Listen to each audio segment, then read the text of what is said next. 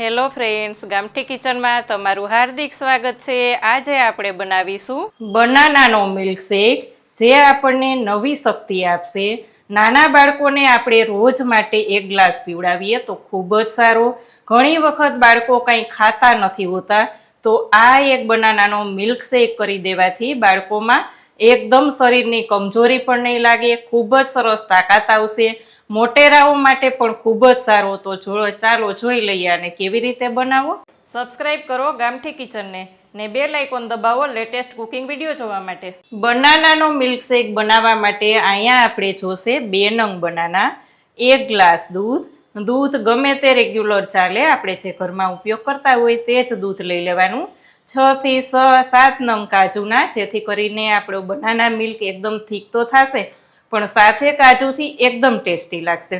ને અહીંયા આપણે સાકરનો ઉપયોગ કરેલો છે, ખાંડનો ઉપયોગ બિલકુલ નહીં કરીએ।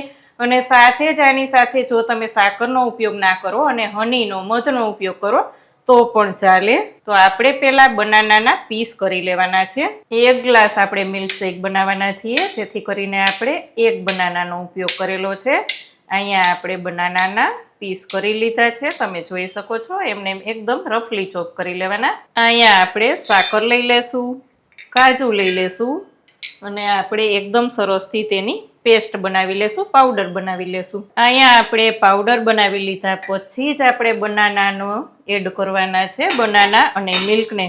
ઘણી વખત બધા લોકો શું કરતા હોય કે એક સાથે બધું જ ક્રશ કરી લેતા હોય, જેથી કરીને તેનો ટેસ્ટ પણ ખૂબ સારો નથી આવતો અને સાકર પણ રહી જતી હોય છે। એટલે આ જ રીતે પહેલાં સાકર અને કાજુને લઈ અને પાવડર ફોર્મ જેવું બનાવી અને પછી જ બનાના અને મિલ્કનો ઉપયોગ કરવાનો છે। આપણે ચર્ન કરી લઈએ। અહીંયા આપણો બનાનાનો મિલ્કશેક રેડી છે, સર્વ કરીએ। બનાનાનો મિલ્કશેક એકદમ ઠંડો જ સારો લાગે છે, જેથી કરીને આપણે અંદર લેશું આઈસ ક્યુબ અને ઉપરથી લઈ લેશું બનાનાનો મિલ્કશેક।